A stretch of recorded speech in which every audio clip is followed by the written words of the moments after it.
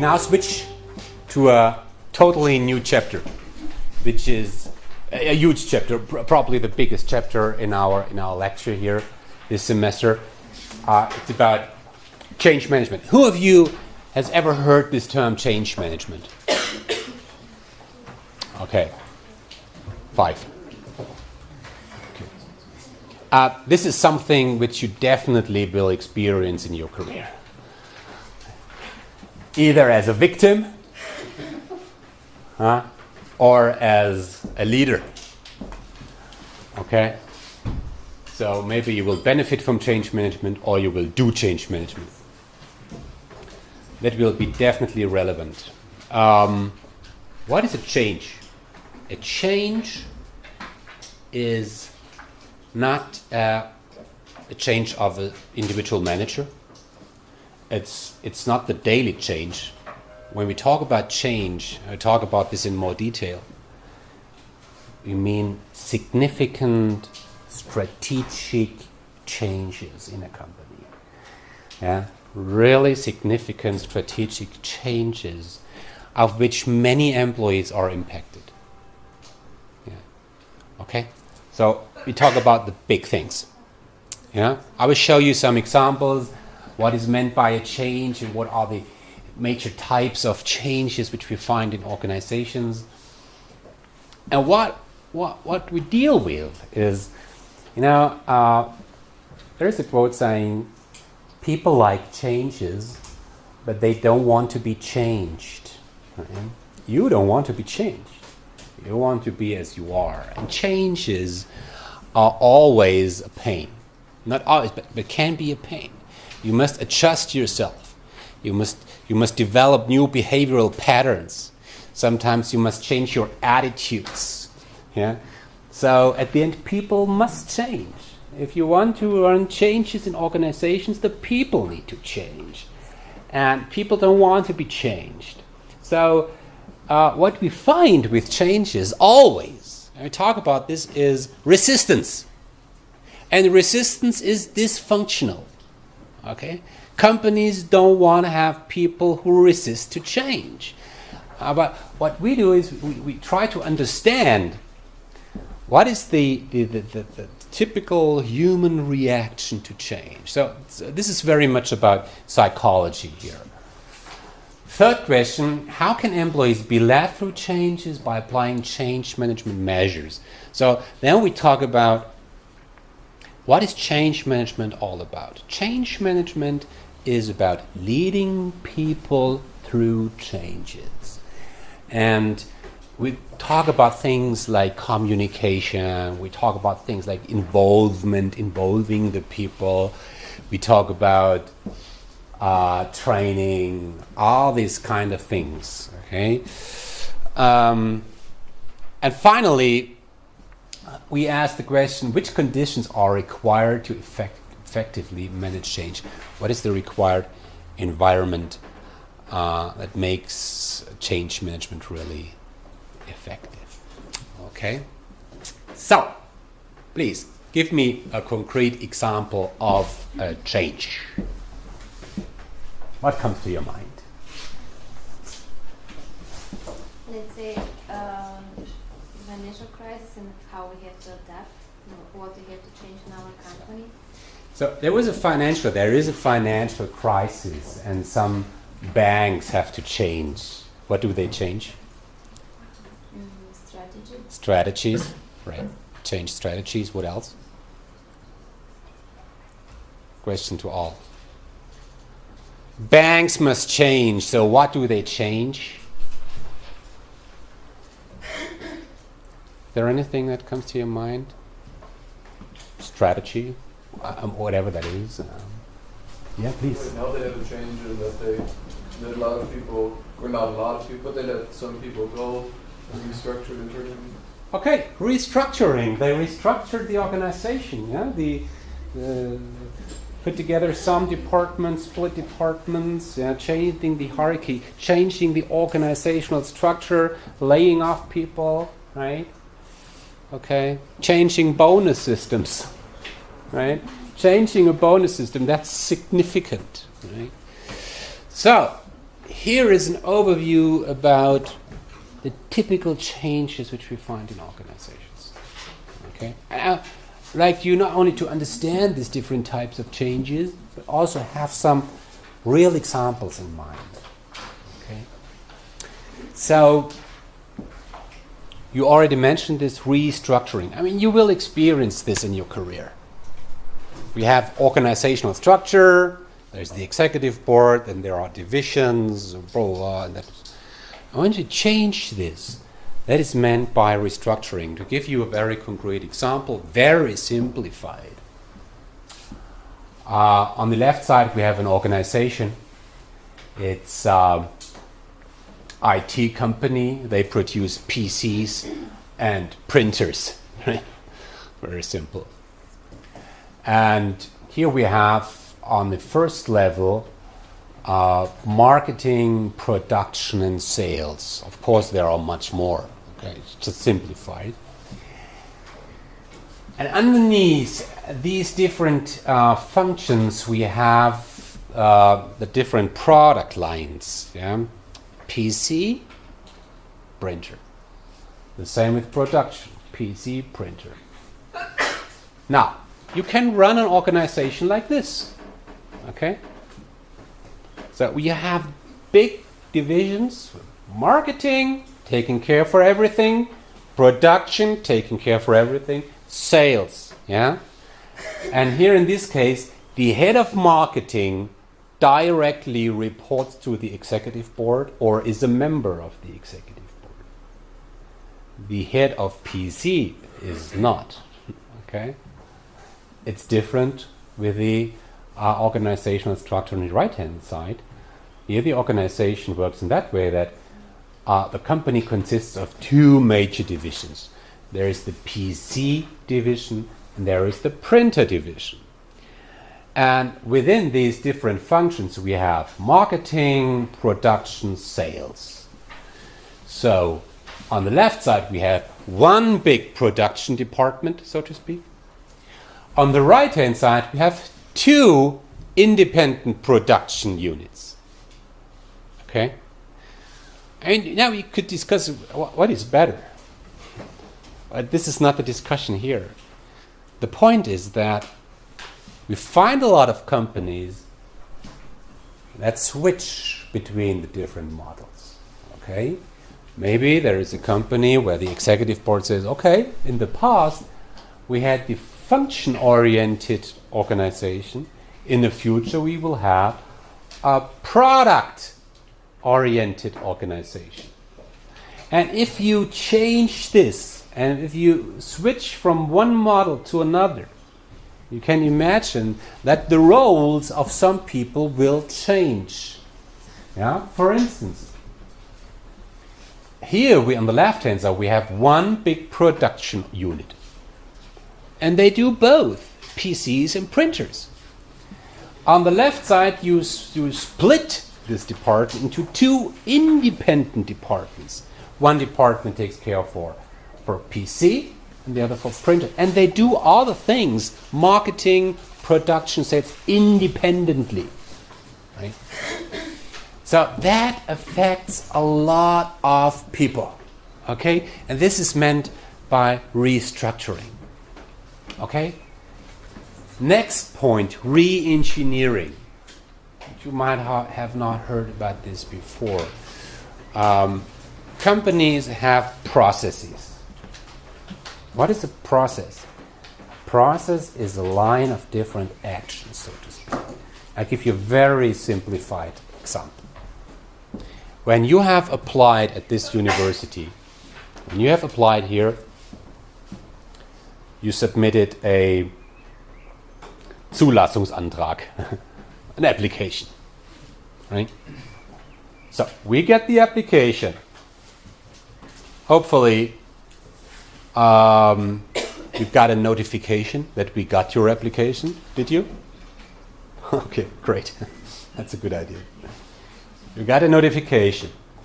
The next step is we look at whether the application is complete. Okay. Then the next step is we have kind of pre-selection. We look at some criteria. Then with the pre-selected applications, they move to a team of professors really who look at all the applications, sign and evaluate, and then you get a notification, and then So there are steps. Or you provide some services to a company, yeah. You provide a service to a company, as IB Consulting or student consulting company. You send an invoice to the company. What happens with the invoice? There is somebody there who gets the invoice. The next step is to check whether the invoice is correct with regards to some formalities. Okay. Then it's checked whether the invoice as such is okay. Then So you have always steps. In production, in sales, in marketing, in purchase, you have always processes. Yeah? Different actions, different steps. Now, you can do things very differently. Yeah? You can change processes, of course. Yeah? You can reshape the sequence of different actions. You can add actions. You can remove actions. So whenever companies change the processes, different actions, then we talk about re-engineering. And they do this in order to increase quality or to increase efficiency. And again, if you change this, some people are affected by this. If a company implements SAP, this has a huge impact on how the people work, really. Okay? Companies really have to adjust their processes to the software and not vice versa. Okay? So this is meant by re-engineering. Something you are familiar with because we read about these things in the public media are mergers and acquisitions. Give me an example. Sorry? Daimler Chrysler. Failed. Yeah. What else? Some examples for mergers, acquisitions. Sony Ericsson. Yeah. I mean, we constantly hear about these things. One company is buying another, when we talk about an acquisition, or two companies merge. It's kind of a marriage. Yeah. And two companies become one company. Yeah. That happens constantly, right? And I mean, you will also experience this probably. At one day, the CEO of your company will ask all the employees, can you come to the canteen this afternoon? I have to tell you something. Yeah, and all people are curious. What does he have to tell? And then your CEO will tell you, I must tell you that we were just acquired by another company. Now we will become Bosch. Yeah? Before we were Max Fleischer Electric, now we are Bosch. In the future we will belong to Bosch. You will be a Bosch employee in the future. I mean, that's powerful. And that affects the people. They will be scared.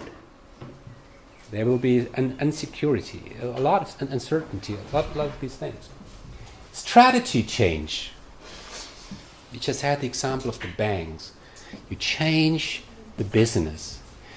You change your priorities. Yeah, we have a lot of companies in the automotive industry. We said, well, in the past our focus was on SUVs. Now we will focus on the future on e-vehicles. Yeah. We have companies in Germany like TUI. TUI, yeah. What was TUI in the past? Preußack. Preußack. Yeah. Steel manufacturer. Right? Totally different company. Mannesmann, also steel manufacturer in the mobile industry. we always find these strategic changes. And when we talk about strategic changes, we talk about the ultimate purpose of a company. Why are we there? What will we do? Yeah? What are our markets? What are our products? And these things can significantly change. Right? And then last thing which I want to mention here are cultural change. What is culture? What is company culture? Any ideas? What can? And just everything, the mindsets of how they're supposed to work. Yeah. And the cultural change example would, for example, be some American banks that had to undergo a cultural change, or had to say that they would undergo one. Because of their Okay. problems. So very important term, your mindset. Yeah, definitely in some banks there must be a change of the mindset, the way people think, the way how people understand their work and the purpose of the work. We talk about the values of the people, what is important to the people. I mentioned an example earlier with, in Germany, the Deutsche Bahn. The Deutsche Bahn. I mean, in earlier days, that was pure logistic. Even transporting people from A to B, that was logistic. People were treated like packages, right? And today, people must be treated like customers, like guests. That means that the employees of Deutsche Bahn must totally change the way they deal with the people. And that's about changing values, changing attitudes, yeah? Changing the mindset. Okay, I have an example here to focus on leadership culture. Example number one. We want our people to behave like adults. That's why we treat them that way. Each employee is responsible for what he or she decides. We believe in our people's own initiative to contribute to our company's success. Everybody at his or her place. We do everything to avoid static structures, order or control. We simply don't need it. You get a feeling about this culture? Who would like to work in a culture like this? Yeah, me too. That's why I'm here. Yeah. Right example. People need structure and guidance. That's why our leaders will never stop telling our employees as clearly as possible what's expected from them. Control is better than trust. Organizations need rules, and rules always need somebody who takes care for them. Nobody wants to suffer from corporate chaos. Yeah? Do you feel like? Do you feel how that is? Yeah. Who would like to work in a company like this? As a leader, right? Yeah. Okay. Both leadership cultures exist. We find both. And maybe you have companies in your mind where you would say, well, I can imagine that in company A it's rather like the left side, in company B it's like the right side. I met some companies in the past which said, well, yesterday I visited a company. The CEO told me, we are on the right side. The people in the last decades, they were used to clear structure and they were used to clear guidance. They always did what their boss told them to do. That's why he's the boss and I'm only the employee. Very much top down. In the last decades, people were used to this kind of system. But we will not survive with that system in the future. I want a leadership culture which is much more like the one on the left-hand side. I want the people that they think, that they take over responsibility. I want to avoid rules. People should know what's good or bad because, hey, they are adults and I don't want to treat my company like a kindergarten. Okay? How can a company switch from one side to another? Or what does it mean if a company really wants to change its culture in that way. That's what we talk about. And this is just one example of a cultural change. You find a lot of other examples out there, but that's the point here. Okay? To summarize at this point, we find restructuring, changing the organizational structure, re-engineering, changing the way people work, the sequence and nature of the different actions. You find mergers, acquisitions, change it with regards to the ultimate priorities of a company, and cultural changes. Okay? People's life is always impacted by decisions, right? Your life depends on decisions. And some decisions are decisions that you make, and some decisions are decisions that others make over you. When you are an employee in a company, you very often find yourself in a situation where executives decides and you are affected by the decision. We can say you are, to a certain extent, a victim. Yeah? Okay, you are affected by decisions made by others. Okay. Let's talk about this. We talk about changes which are decided not by yourself, but you are affected by these decisions.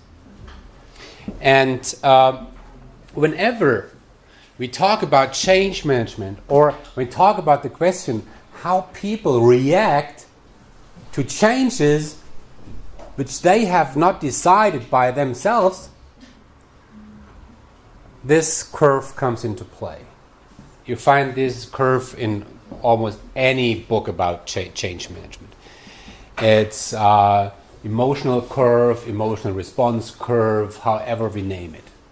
This curve was not invented, so to speak, as part of change management. This curve exists since more than 50 years, nearly 50 years. It was invented by a Swiss researcher, Elisabeth Kübler-Ross. She was a physician, a doctor, and in very early years, she started dealing with one question, and the question is how people die. I mean, we know how people die. But that's complicated, maybe. I don't know. It's about the emotional response of people when they learn that they have to die because of cancer or what else. So, to an employee, a person is told that due to cancer, he or she will die in the next 4 months. That's the situation we talk about now. And Kübler-Ross, she dealt with these people. She did thousands of interviews with these people and tried to understand how people cope to a situation like this. And it's very exciting. And based on thousands of interviews, she wrote a book on death and dying. And she proposed a model like this. She said, number one, this is something that you need to take home. People respond to the message that they will die not somehow. They react in a very systematic way. There is a pattern behind. Okay? And the pattern is like this. Let's assume that in that particular situation where a person learns that he or she will die, emotional response, emotional stability, emotional situation, somewhere in the middle. It's balanced, right? As we are balanced. It's fine. Now you learn that you will die. The first thing is a kind of shock. Immobilization. Shock. In that moment you are not able to think. You are overwhelmed about this information, and you are by far not able to cope with this information. That's massive. That's too much.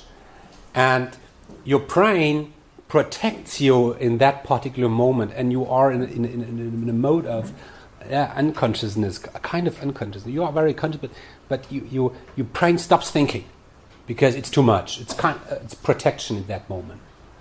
But then you get back, and you start denial. You say, no, that can't be true. You mix me up with another patient. I mean, it can't be me. I mean, cancer, that is something that happens to my neighbor, but not to me. Yeah. So you deny this information, but you learn that, no, it's true. You ultimately must understand that it's true.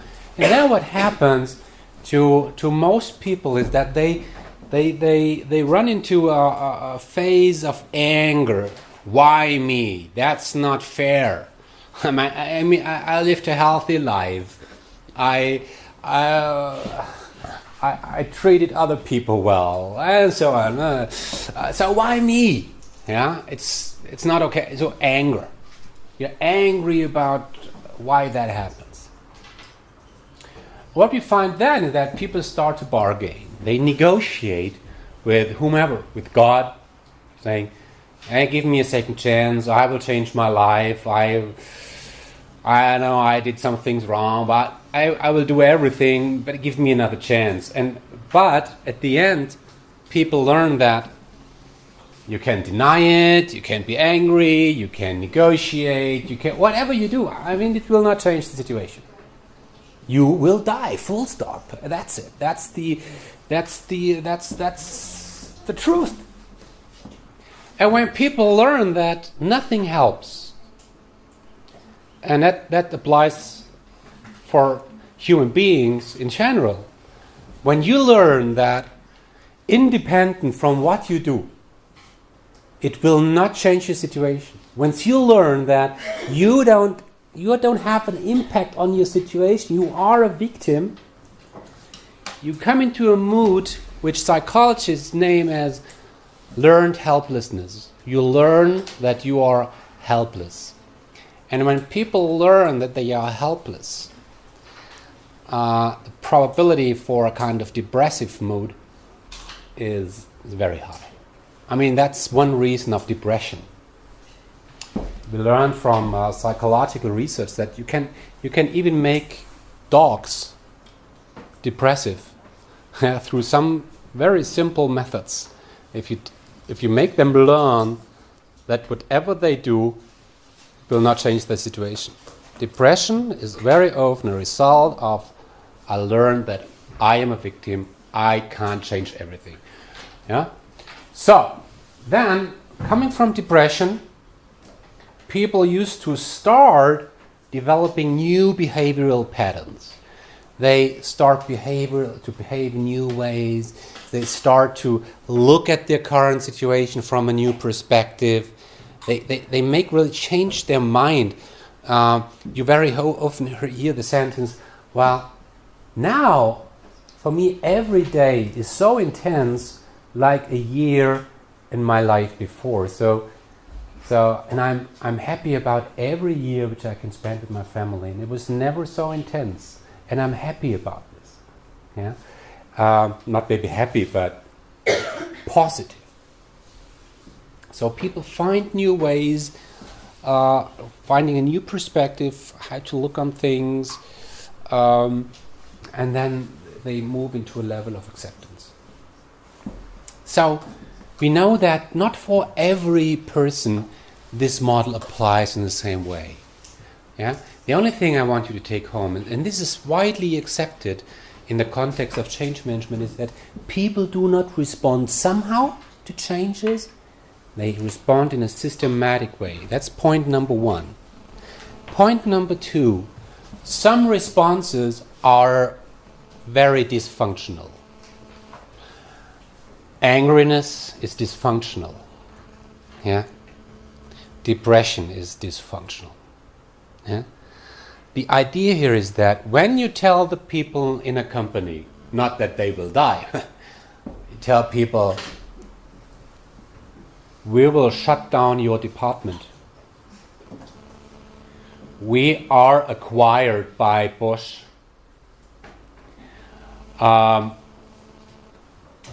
we will stop producing the products which we have produced in the last 20 years.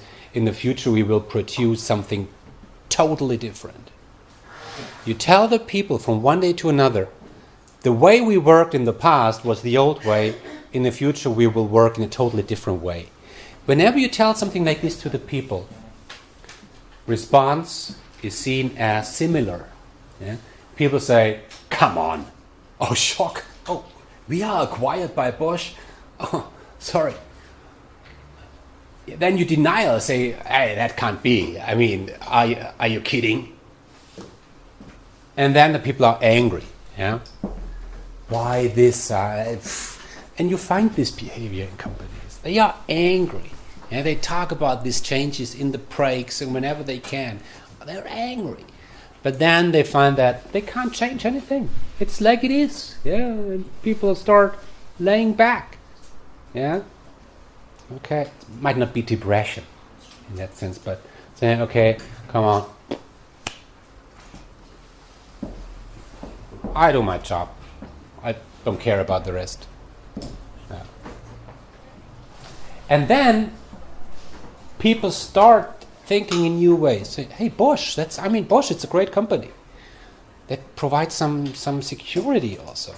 That provides opportunities. The people start thinking in new ways about this change. Okay, we will produce e-vehicles. I mean, that's great, maybe. Yeah. Okay, I'm really angry that we stopped producing SUVs because I always loved SUVs. That was my life. That was my competence. I have a lot of experiences. But okay, now we produce e-vehicles. Fine, maybe there are some change in it. So people start to think in new ways. But the point is that in the middle, the reactions are dysfunctional. And that can really lead to problems inside a company. Okay? So, one key concept here is something that we find in the middle of this model. It's about resistance. Resistance. We all know what that is. Resistance. Widerstand. People resist to change. We can say this. Okay? Now, there is a lot of literature out there about resistance. How can companies really overcome resistance? How can you deal with resistance? And on this very packed slide, I have summarized the major things which I want you to understand about resistance. Let's talk this through in the next few minutes. Point number one. Whom of you lives in a flat together with other students? Okay. So have you experienced a situation where you are in your room and your peer in the other room, the music in the room of the other student is too loud? You experience it all the time. And you want to learn, yeah? You want to prepare yourself for the accounting exam, but the music in the other room is too loud. That drives you crazy. Why? Because you find yourself in a situation where you cannot control the music. You are a victim of the music. Yeah? You lost control about the situation.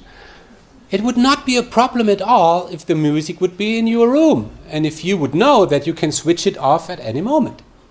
But the mere fact that you cannot switch it off drives you crazy. It's not the music.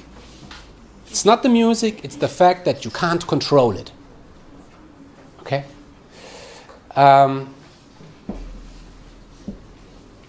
Whom of you were ever stuck in an elevator? Oh, panic. That's panic. It was no fun. I mean, that's a situation where you definitely feel from one second to another that you totally lost control over your situation. Okay? I mean, it's a very, very extreme example. The point is that you all know Maslow, yeah? The hierarchy of needs. Yeah, of course. Maslow is among the picture that you see the most in your study, beyond SWOT analysis and all this. In psychology, we very often talk about needs. human needs. And there are some psychologists like Carl Rogers who said that there is one fundamental need of people, and the fundamental need of people is control. I'm in control of my situation. And once people feel that they lose control about their situation, that really leads to resistance and in extreme ways to panic. Yeah? So, resistance is a natural human reaction to change. Because why? Because people feel that they are not in the driver's seat. Okay? And then change can be seen very differently by very different people. I mean, you tell employees, yeah, guys, we stop producing this thing. In the future, we produce this thing. You will find resistance in the majority of the people, but it will differ from one individual to another, because things are seen differently by different people. Example. Imagine you have a child, yeah? And in the night, the child, let's say 8 years old. In the night, she calls you, say, "Ma, Pa, there is a monster in my room." Yeah? A monster. What will you do? You can say, "Hey, come on. Monsters don't exist." Yeah? Hey, you are 8 years old, and you should know that there are no monsters. Okay? Okay. Got it? No monster. Got it? No monster. Stop. And then you leave the room. Did you solve the problem? No, not at all. You must accept that this child believes that there is a monster. And now you have to cope with it. Saying, "Oh, there's a monster in the room. Hey, that's great. Yeah? Was it always there? Where is it? Monsters are nice. Should we give him a name? Yeah? How should we name the monster? Not every child has a monster. Yeah? And it's, how big is it? Should we look for it? Oh, let's have a look in the case. Maybe there is it. Yeah? It's great. Yeah? Let's talk to the monster a little bit. I would also love to have a monster in my room. Then I would not be so alone. Yeah? You would take it serious. That's the point here. I mean, employees in most companies are adults. Yeah? But the situation is the same. People worry about a change, and you have to take it serious. Yeah?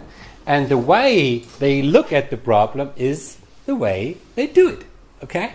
So, and very different people look on the same situation from very different angle, and that's the truth in that particular moment, and that's fine.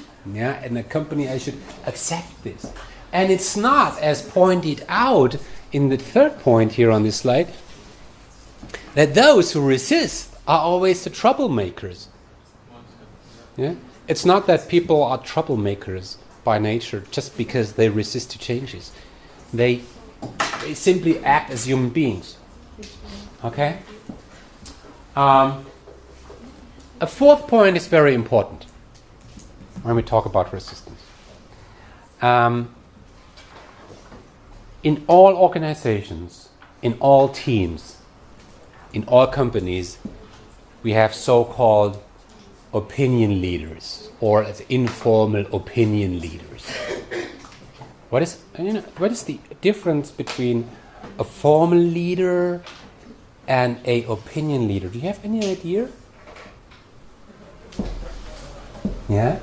Well, formal leader is the guy where it says he's the boss of the department or whatever, and the opinion leader is maybe a colleague of the people that they trust or that have been in the company for a longer time, or that doesn't look up. Absolutely. Perfect. The formal leader is the boss. Why is he the boss? He's the boss because he's the boss. He has power because he is the boss. That's the formal position.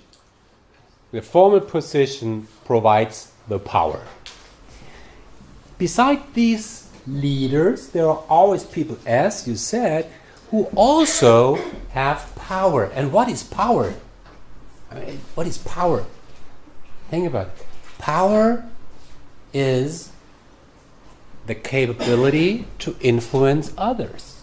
Okay? If you have the capabilities, the capacity to influence others, you have power. And this not always relates to formal power. It's not that you can influence others because you are the boss, but because the others, they accept you. They count on your opinion. I mean, in every organization which we have this, we also have opinion leaders in this room. There are 1, 2, 3 students in this room. When they say, hey, this lecture is shit, then most others say, yes, probably she's right.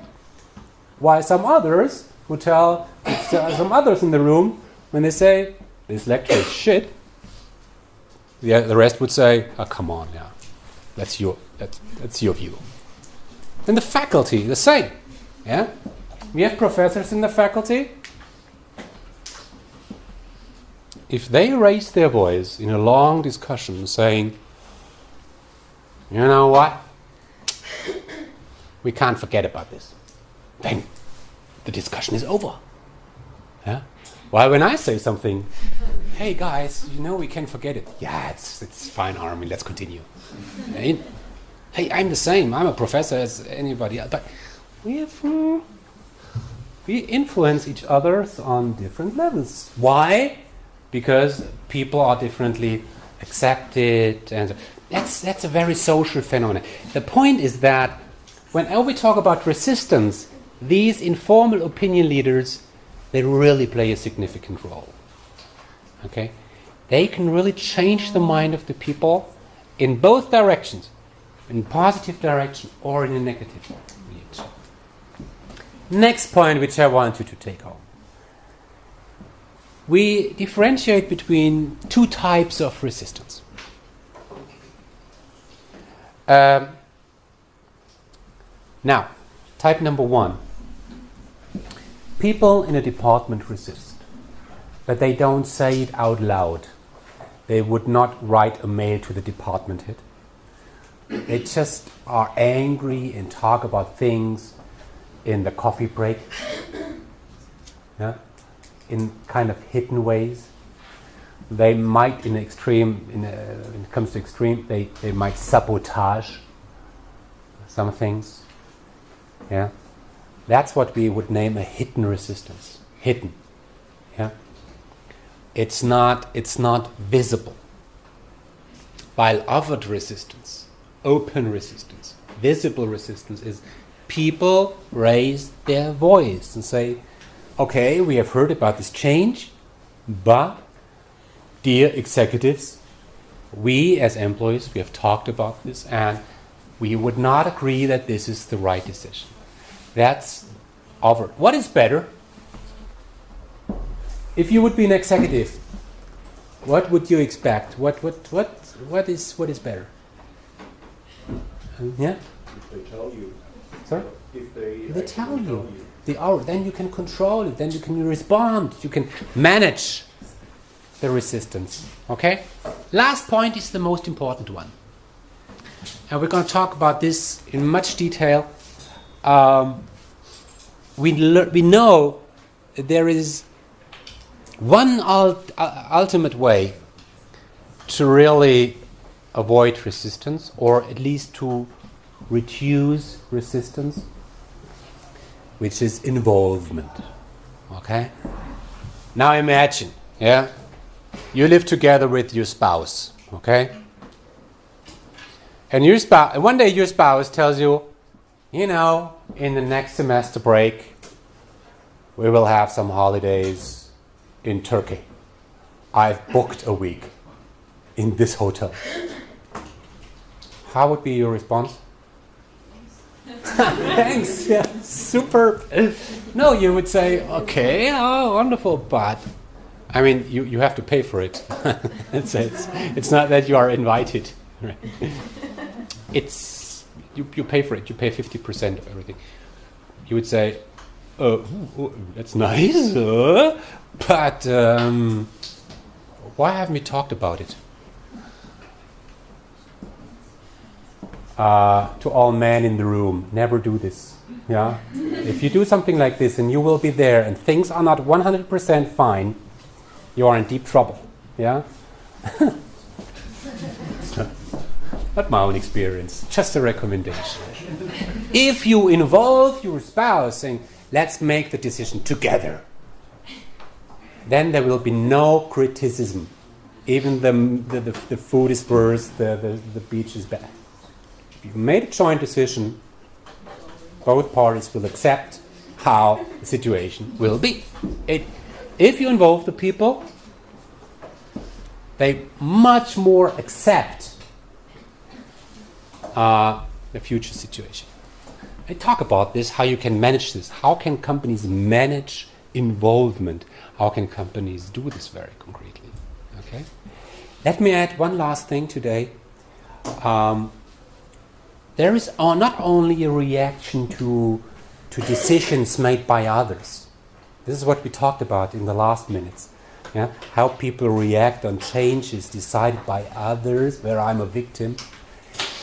We also find typical reactions on decisions you made about yourself. I mean, that's a very nice idea which I would like to add. By the way, there is a book which I highly can recommend from Daryl Conner. The book is named Managing at the Speed of Change. To me, one of the most important books about change management, especially when it comes to the psychological aspects. A great book. If you will work as a consultant somewhere, you must read this book. Yeah? And he also pointed out this model, and I like this very much. Imagine, after your holidays in Turkey, you and your spouse, you decide to marry. Okay? Because holiday was fine.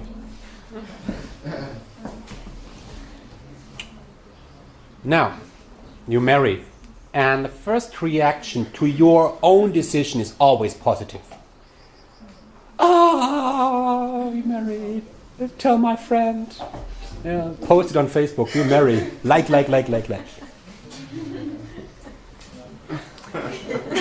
Okay. The next question is when. Okay, in 8 months. Now 1 month, next month. And you start to prepare the marriage. Whom to invite, what to do with Uncle Kurt. Should we really invite him? No, yes, no, we must. Okay, location, clothes. Do you really want to invite this friend? No, he will kill the marriage. No, but I must. I was invited in his marriage as well. It will become complicated. Yeah? It will become complicated. And from a situation of uninformed optimism, naivety, you move into a level of informed pessimism. Am I right? And hopefully you do not exceed the level of tolerance, because otherwise you will quit the process. You will say, no, that was definitely a bad idea. Exit. Okay. You cope with the situation, you cope with the complexity, you make it. And then you move into a stage of hopeful realism, informed optimism, and then completion. It's always the same. It's also with projects. When you work in a project, when you are the project lead, you will have the project team together. You make a kickoff. And at the end of the kickoff, you have a get-together, yeah, which means drinking a lot. And you are really optimistic. Great project. And then you continue and complexity increases and everything. You start writing your thesis. You decide upon the topic. Yes, I got a great topic about my thesis. And you're really happy. Hey, you are naive at this moment. You are totally uninformed. And the more you learn, the more you enter this complexity, the more it scares you, the more you feel that, oh, that was a bad idea. And hopefully you do not extend the level of tolerance. But if you continue, you probably will make it to cope with the complexity. So it's not always that you have some dysfunctional reaction to decisions made by others, but also to decisions made by yourself. Okay, just to add this. Okay, so the question really is, how can companies overcome the dysfunctional human reactions? Okay, how can I ensure that the level of resistance is as low as possible? And that's about change management. How can we manage change in a way that people are committed to the change, that they are capable to run the change, and all these kind of things. And these are the aspects which we're going to talk about today. Very concrete. So last time was about psychology. Today is rather about actions. Okay? And there is one article which I really want you to read. I mentioned it on this slide here. It's from John Kotter.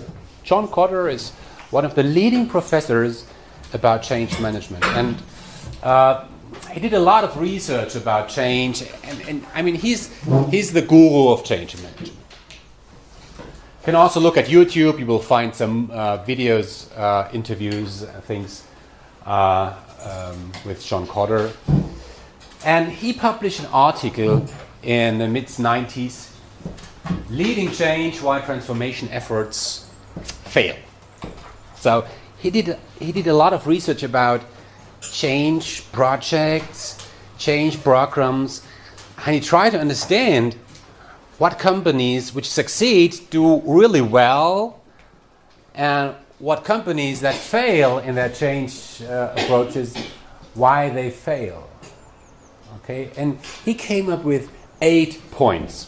So these 8 points are things where John Kotter would say, if you don't do these 8 things, you probably fail.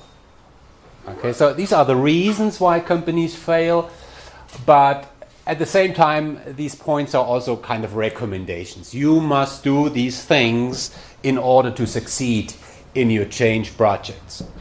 And I don't want to talk about all of these things. I just want to pick out some points. And probably the most important point is the first one. Establishing a sense of urgency. In German, Leidensdruck. I mean, again, let's think about something private. If you think that you should lose weight, if you think that you should stop smoking, if you think you should drink less alcohol, or something like this, you will not change your behavior unless you reach a level of urgency, a level where you say, I must change. If I don't change, I'm in deep trouble. You must come to this point. Maybe there must be a critical incident or so. Yeah. But unless you don't reach this level, you will not change. And this is the same with organizations. If managers, if the employees don't feel that this change is really necessary, otherwise we fail, then the change will not succeed. Okay? Me, myself, when I'm in a meeting, even with a faculty meeting, when we talk about something, yeah, a colleague has an idea, saying, well, colleagues, we should do this, we should do that. And we talk about it. I always try to feel this level of urgency in the room. You can really feel it. Do the people lay back, say, yeah, so we can do it, but we don't need to do it. You feel it. But if we don't feel that we have to do something, and the people are woke up saying, yes, there's a problem. If we don't solve this problem, we end up really with major issues. If this understanding is not there, the discussion is useless, really. So the sense of urgency is a key trigger for major changes. And John Kotter, in his book Leading Changes, he talks about complacency. Yeah, and there are a lot of reasons why complacency is there, right? And it's not that people just simply are lazy by nature. There are some some factors behind. Let's talk about some points here. Too many visible resources. Have you ever been in the area of the executive board of a large-scale corporation? You have the most expensive pictures on the wall. Everything is nice, it's beautiful, it's silent, it's wonderful. If you are in this sphere, you feel, wow, everything is great. And if you work in this environment every day, yeah, expensive carpets, expensive furniture, pictures, everything is fine. You feel that, wow, the world is fine. Yeah, I mean, that's a very simple point.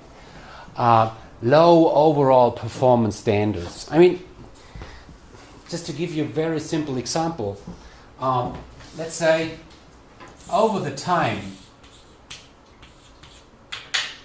revenue grew like this. You would say, yeah, perfect. Yeah, the world is fine. We are in a good shape. But if the competitor is doing like this, yeah, then it's a different story. The question is on which metrics, on which indicator you focus, right? I kill the messenger of bad news, low confrontation culture. Have you ever heard this quote saying, never talk to a manager without having a solution in your bag? I mean, you should never, little recommendation, never talk to your manager or to a manager above telling, hey, Mr. Manager, Mrs. Manager, there is a problem. If you end up like this, just telling, there's a problem, you will be the messenger of bad news, and every time the manager thinks about you, it comes to his or her mind, oh, this was this guy who brought up a problem. Maybe he's part of the problem. I don't know. You always bring up solutions. Here is a problem, and here is a solution. Two options, A and B. What should we do? I recommend A. Do you agree, Mr. Manager? Yeah. Escalating problems is not always a good idea. And there is this rule that rather the positive information goes up and the negative information is rather held back. Okay? There is a kind of human nature to deny problems. Problems are problems. So you rather say, okay, we are fine. Come on. It's okay. Yeah? The absence of major and visible crises. That's the same with the talent shortage. There are a lot of companies out there that must change, that should change their recruiting strategies in the way as we have talked about in our first session, lecture, employer branding, talent relationship management, active sourcing, unless there is no crisis, unless there is no Fukushima, tsunami, yeah? Things don't change. Yeah, things, environment, markets, very often change slowly, and you adapt to the current situation, and maybe you don't realize that things really change and things become traumatic. Okay. So sometimes we need a tsunami, but the tsunami is very often not there. Okay. So there are a lot of reasons why complacency is there.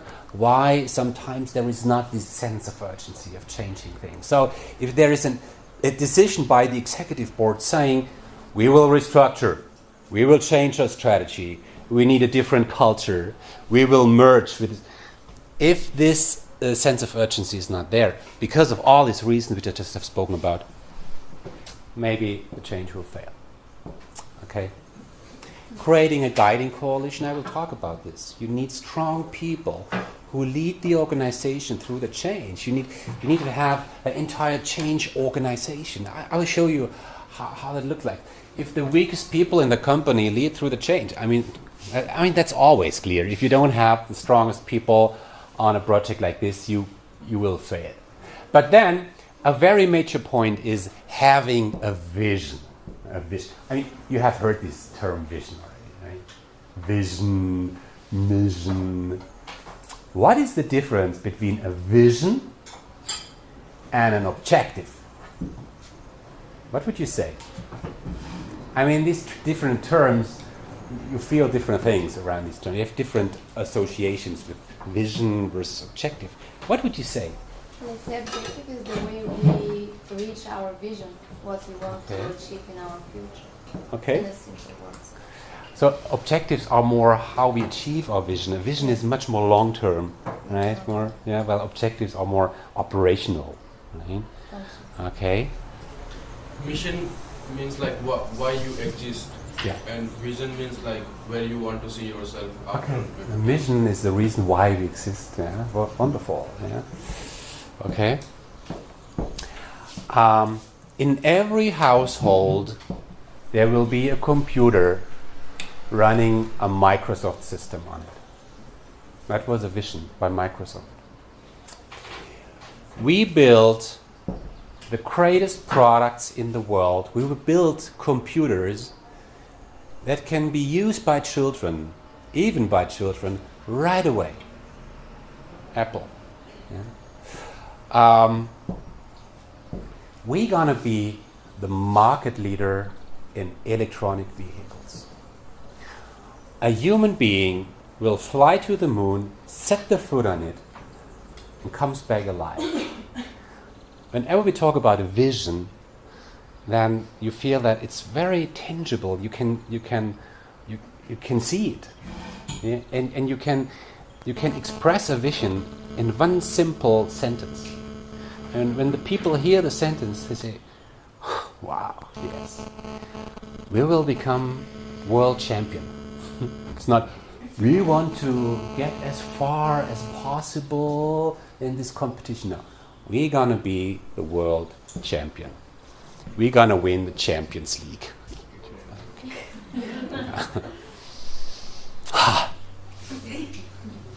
It's clear. People should love it. Okay, that's a vision, and vision must be as simple as possible. In my career, I worked with SAP, as you know, and once we had a vision saying we're gonna be the leader in integrated business platform, blah blah blah blah blah blah blah blah. Such a vision. We learned from surveys that not every employee in that company really understood that vision. Yeah. There was a vision of a competitor, Oracle, and the vision was 2 words: kill SAP. I mean, as an SAP employee, I did hate this vision, but I did love it because it was so simple and clear. Yeah, kill SAP. That's it. Yeah, we can't stand having another competitor in the market. We're gonna be the winner. We're gonna be the leader. You know, that's a vision. And you must communicate this vision to the people. Yeah? Sharing the vision all the time. I mean, look at the great leaders in the world. Think about Nelson Mandela. Think about Mahatma Gandhi. They all had a vision. And every time, really every time when they had the chance, they talked about their vision. And there was not one single second where anybody could doubt that this person believes in this vision. So that's important. You know, that's important. If such a vision is not there, then the company will fail. I wonder whether Daimler Chrysler really had a vision.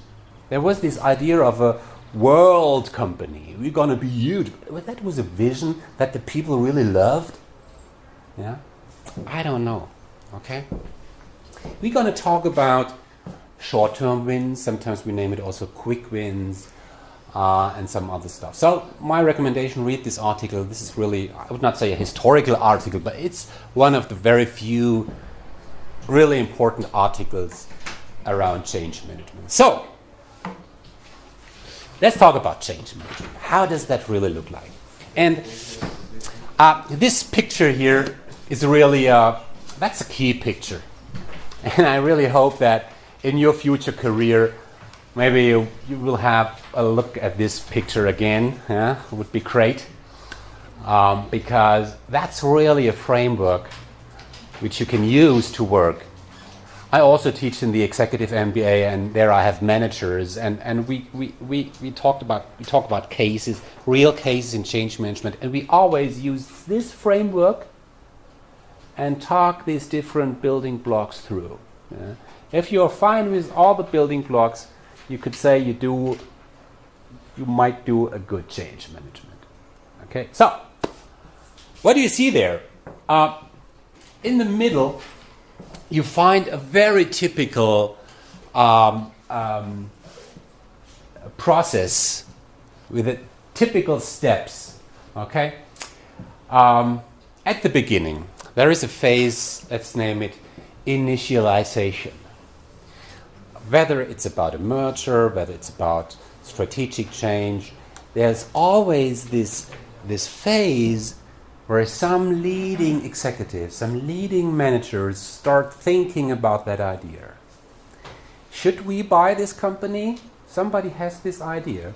Somebody brings in this idea, maybe in a conversation in the executive board.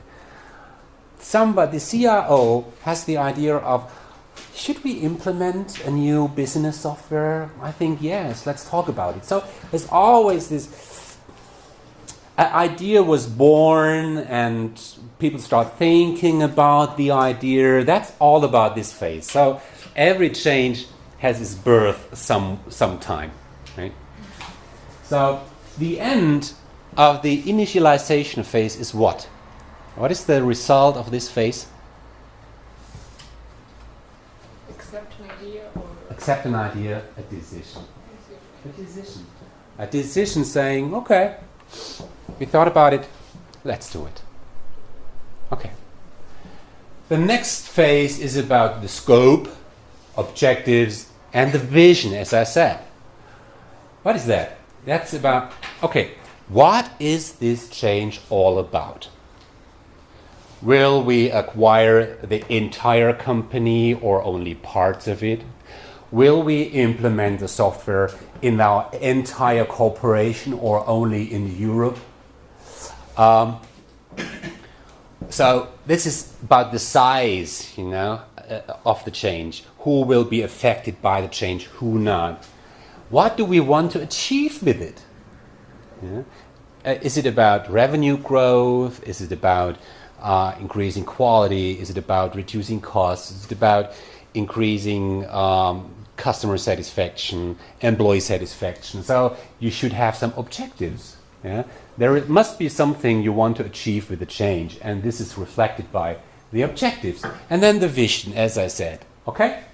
And then the next phase is very important. It's about two things. It's about setup. I mean, you all learn a lot about project management. What do you do in project management? What do you do in project management right at the beginning? You run a project. What are the first things? We make a clear structure of our project. You build a structure, organization. Who is the project lead? Who is the team? Who works with the team? Number one. What else? Would you like a schedule or something? A plan. A plan. Yeah. And what else do you need to set up the project? Set up the milestones. The milestones. I would see the milestones as part of the plan. Right? A budget. Very simple. Right? A budget, a structure, and a plan. Okay, let's put it that way. And some principles. That's important. It's important. To explain this, I show you this picture. Whenever companies go through a change, there are some ideas behind how you should do this change. And this how we do the change can look very, very different. And here are a collection of very different ideas. We could say, okay, we're going to merge with another company. Let's avoid too much noise. Yeah? we should not talk too much about it. Just do it, okay? Especially in the markets, we should not talk too much about it. So let's avoid too much noise. We want to avoid costs. We want to be fast with the change. Yeah. When I think of Commerzbank, Commerzbank was merged with the Dresdner Bank. That was a very clear principle saying, we want to be fast. Speed. It's all about speed. You want to be as fast as possible. Some companies say, well, no. Now, when we change the processes, when we change the structure, let's do it right. There will never be another chance to do the things right. So when we change everything, we try to do it in a way that will be valid for the next 10, 20 years. So we want to do things right now. Yeah. We want to avoid any irritation. We don't want to make the people feel uncertain, worried, or so. Yeah. We take along all people. We want to involve the people. We don't leave them alone. We try to get their opinions. We try to catch their ideas and all these things. But some companies say, a change is so complicated. When we implement this software now, this business software, let's focus on the most important things.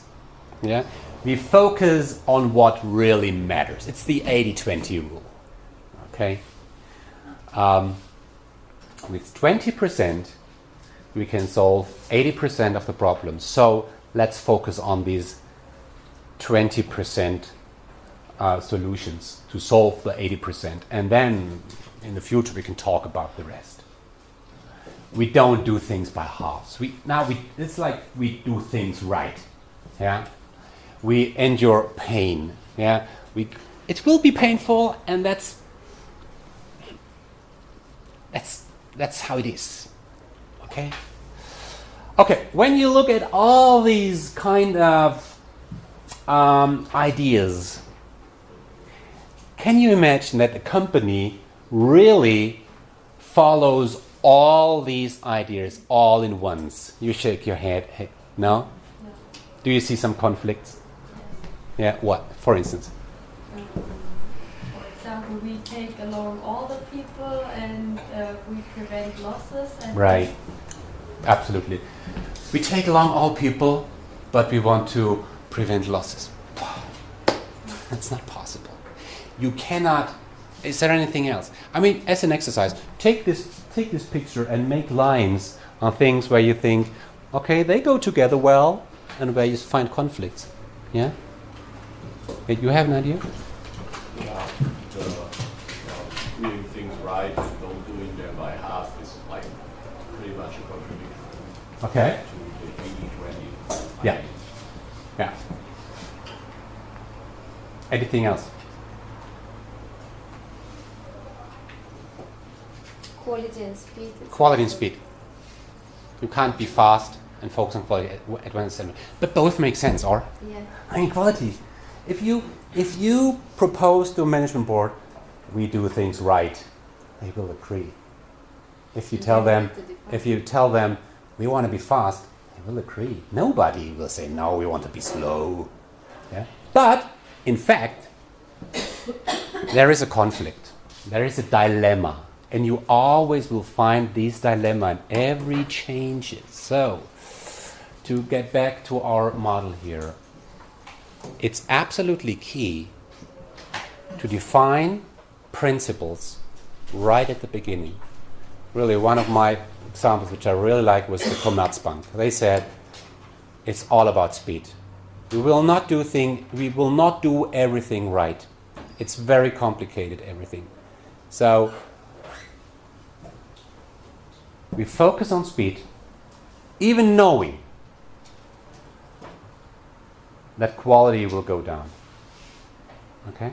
Because you can't achieve both speed and quality. So you must decide. And it's very, very important. I mean, it's really a key message now with change management. I saw a lot of projects fail because they didn't have this principle right at the beginning. You must be clear right at the beginning about the principles of the change. Is it speed? Is it quality? Is it involving all the people or not making too much noise? Yeah? All these different things. You must decide. Then, after having set up the project structure, you have a plan and the budget, and you've defined the principles, you start to design. Okay? Now think about a restructuring. You change the organizational structure. What do?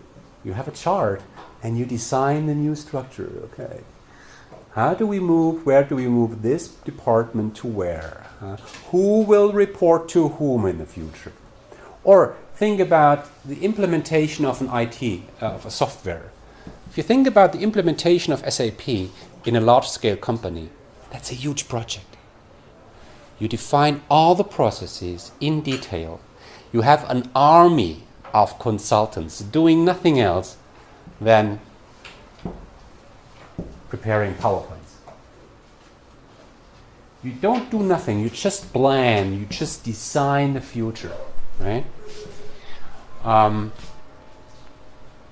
then the actual change happens. The actual change, okay? And this is in 1 second. Say, from 1st of April this year on, the new structure will be valid. Okay. From 1st of May this year, we go live with our new software.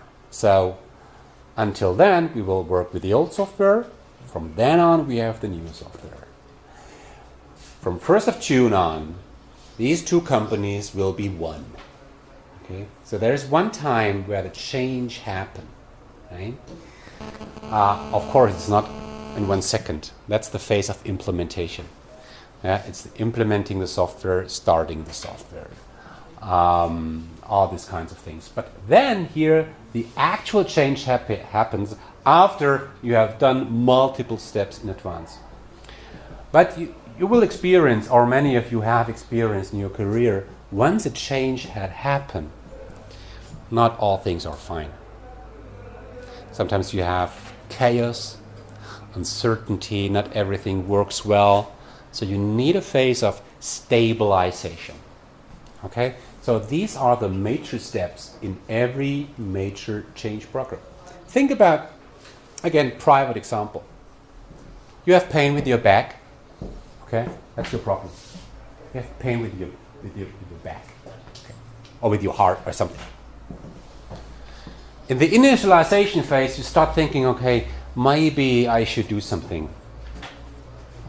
Then you set the objective, okay, surgery. When, where, who, yeah, and maybe the hospital will then set up everything, will set up the team, set up the time, the schedule and everything, and they talk the surgery through. That's the design phase. What will we do in the surgery? They still have done nothing. They simply plan what they do, while the change is the actual surgery. Okay? Then everything happened after it was planned, decided, planned, prepared, set up, designed, then they will do it, the surgery. It's not that the doctors see the patient at the first time when they are in the surgery. They have planned everything. But then after surgery, you need some days, weeks, months, years to stabilize. Okay? So with the surgery, things are not done. You need stabilization. Okay? So we will get back to this model multiple times when we talk about different action fields and the relevant environment. So what I want to bring across in this session is we will do some things. We will start with a change analysis. That's a fundamental part of change management. Then we talk about communication. Communication is key in every change program. Communication is there to achieve what? Change, but more concrete. Why is communication there? What is the objective of communication? Understanding. To achieve commitment. Commitment, understanding. Commitment, understanding. The people must agree that this is the right way. That's commitment, right? To more or less. Understanding. What will happen to me? What will happen to my team? Okay? You always will qualify people as part of a change. Yeah? To achieve what? To make the people competent to use the new software, to produce the new products. Yeah? To run the new processes as part of re-engineering. So it's always about these two things, making people committed and making people capable. Commitment, capability.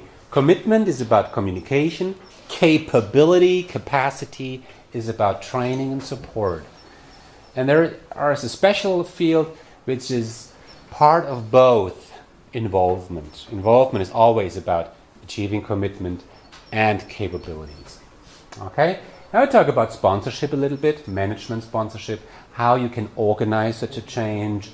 We will not talk about these two, how to plan and to control things. I'll just say a couple of sentences about this, and how HR comes into play here. Okay? So, let's start with the change analysis. Let's have a very simple example, okay? Let's talk a very simple example through. Okay?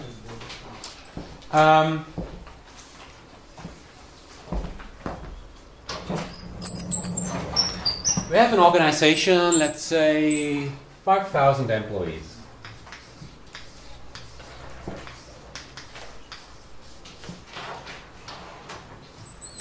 Let's say it's a company in the automotive supplier industry. Right? It's not too big, mid-size. Right? Already big, but still kind of mid-size. It's not a Bosch or a Siemens. You have an executive board.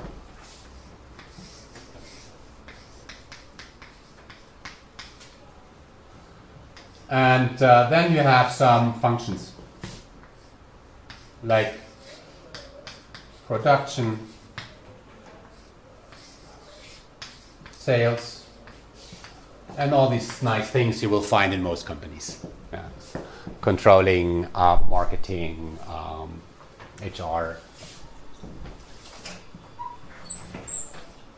Then you have teams with team leaders reporting to the functional heads. And the team consists of people. So, that's the organization. To put it very simple. Now let's have a very concrete example. Okay, let's have a very concrete example. Let's have an example out of HR, okay? Oh, we are HR lecture, so let's have an HR example. What was the past in this company? The past was that as part of recruiting, all the managers, team leads, functional heads, the executives, they all did the candidate selection their own way. Okay? People were invited, they invited people, they did the interview somehow. Yeah, everybody did the interviews in different ways, personal styles, yeah, and then they made a decision by themselves. Okay, that was recruiting in the old days. Now we have a change, a minor change in that case. We changed the process in a way that in the future all managers have to stick to a clearly predefined recruiting process run by HR. HR, or the company, wants to professionalize the entire recruiting activities. So everything starts with HR. And when it comes to interviews, all managers have to consider certain criteria which are defined by HR. Yeah. maybe together with a line, but there are some concrete criteria, questions which you must ask. And there is a kind of scheme which should help the managers to interpret the answers in the right way. Then they have to use an app on the iPad, making their evaluation about the candidate. Okay? So it's really that the entire recruiting process will be changed. Yeah? In terms of responsibilities, in terms of the tools they must use, in terms of the software which they use. So that's the change. Okay? That's a minor change, but still a challenge. Okay? So, now the question is to you. Have you understood this case? It's clear. You are the HR director, and that's one of the 20 projects which you have in 2030. Everything is clear. You have the app. You have an understanding about what to do. What do you do? What do you do in terms of change management? Any initial ideas? I mean, we'll talk it through. But is there anything you would do now? We assume from our last lecture that most managers will resist. Say, come on, that's not necessary. Don't need it. It worked well in the past. No sense of urgency. Communicate the benefits. Communicate the benefits. So communication. You communicate something, the benefits. Yeah. What else?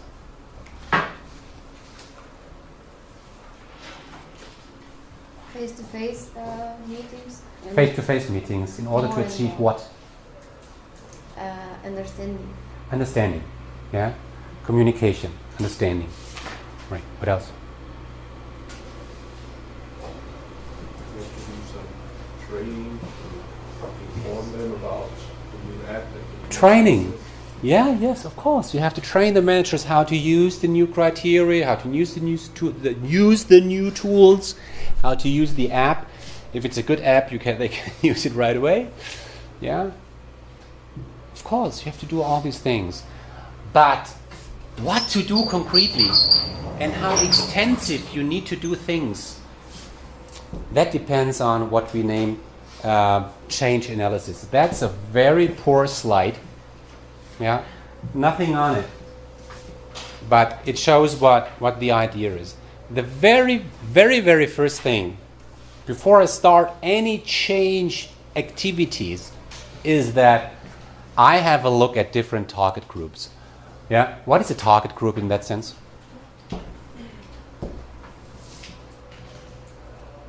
What is a target group?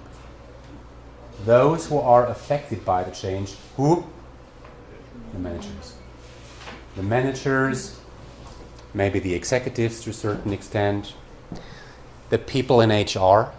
So let's focus on these two. Yeah? In large-scale projects, you have 20, 100 different target groups. Here we have, let's say, 2.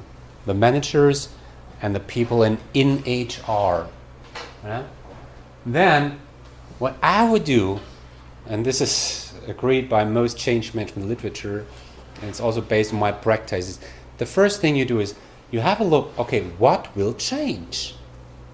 Now, let's look at the change from a manager's perspective. Let's look through the manager's eyes and look, okay, what is the situation? What was the situation before? What will be the situation in the future? Let's write it down. Let's point it out.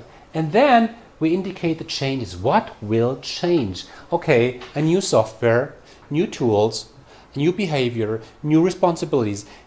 Different people you will have to collaborate with. You will not do it by your own as in the past. In the future, you will need to collaborate. You will make decisions based on very concrete criteria. These are all the changes which you will find when you look at the situation before and the situation after. And then you will ask yourself, okay, what are the chances? What are the fears? There will be some managers saying, oh no, I don't want this. And some will say, yes, I like this. It's great. Okay? So you must understand what will be the implications from the change. And then you talk about the training needs. Okay? is just simply write it down.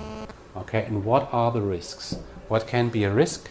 A risk can be that the people will not understand the app. They don't have an iPad. They totally resist. And the majority of the managers will not follow.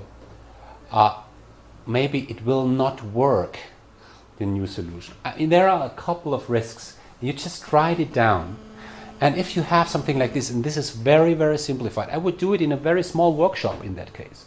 We'll talk this through with the HR people. And then write it down. And from there, you get a better understanding of what to do. Okay?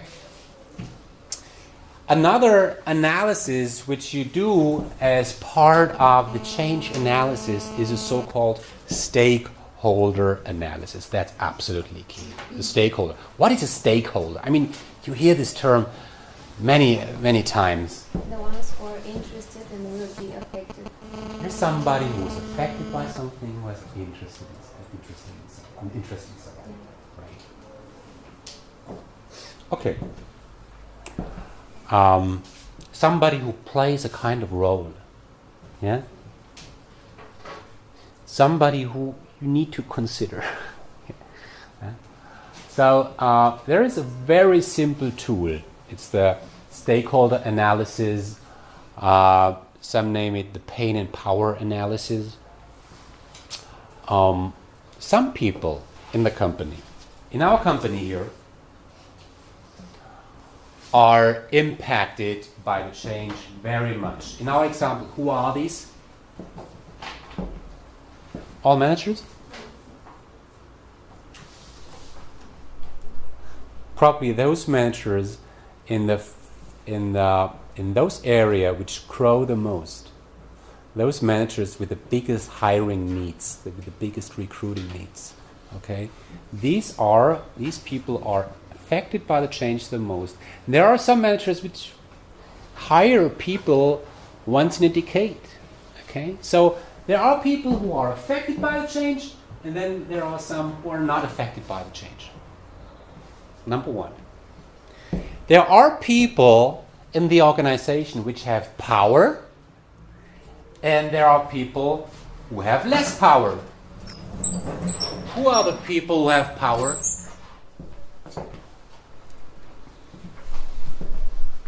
Executives and functional heads. They all have power. Who else? Could it be that she has power? Let's think about the last session. Is it someone with very special skills or someone that we can really replace? Opinion leader, right?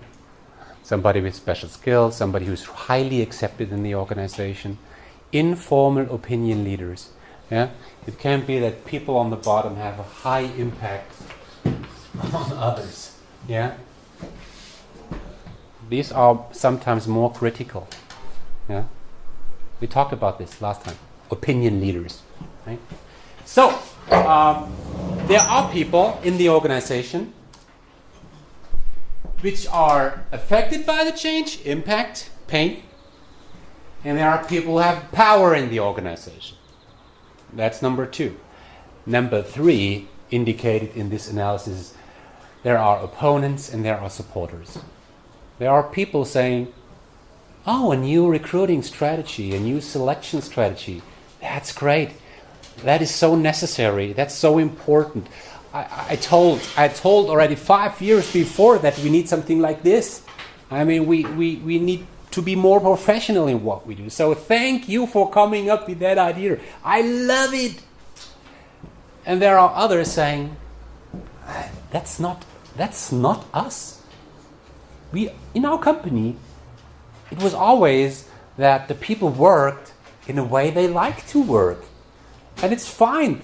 One manager does it that way, the other manager does it that way. That's fine. Yeah? People are responsible for what they do. There must not be structures given by HR. So I'm totally against it. That's too complicated. That means bureaucracy. I'm opponent. So, let's have a look at this before we make a very short break. Let's look at some people on this slide. Let's look at person C. What to do with this person? This person is not affected by the change. It's the head of facility management. I don't know. No power. But she is against it. What to do with this person? Ignore. But she's against it. Okay, I don't care. I don't care, sorry. Here, person A. Person A is really impact. This is a manager hiring a lot of people every year, and everybody knows this. And this person has power. It's the head of sales. And this person loves it. He says, we must do it. I love it. Thank you for coming up with this. What to do with this person?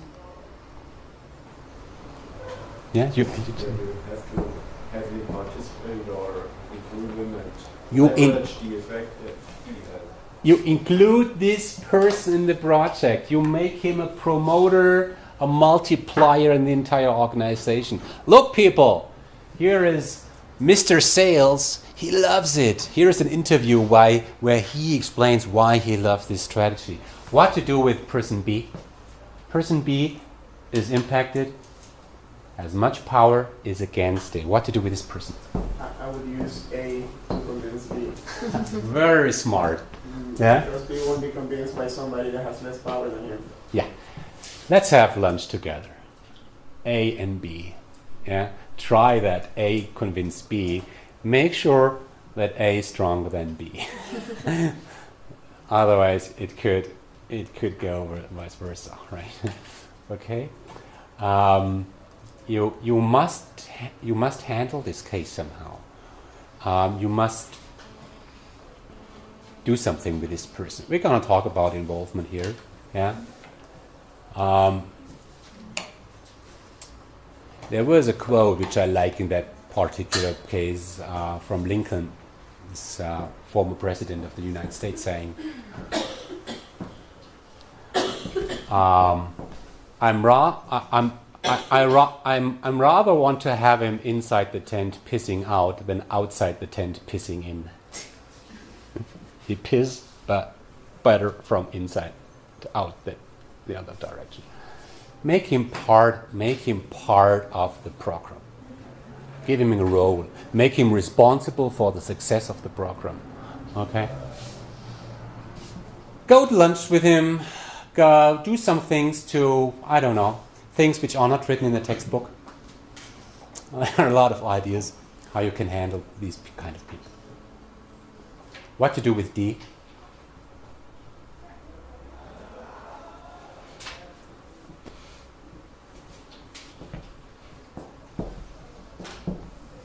That's a in between, right? As you have many people who are somewhere in between. You can use this person as a kind of multiplier or so, but you would not do a lot. You would really focus on these people. Some people you can use as promoter, influencer, decider maybe, multiplier. Some you would declare as decider. Yeah, you are responsible about this. You decide. Yeah, or as patient. I have to take care about these people. Okay? So you will start with this analysis and build all the communication strategy, the involvement strategy, training strategies on these two kind of analysis. But that's the very first phase.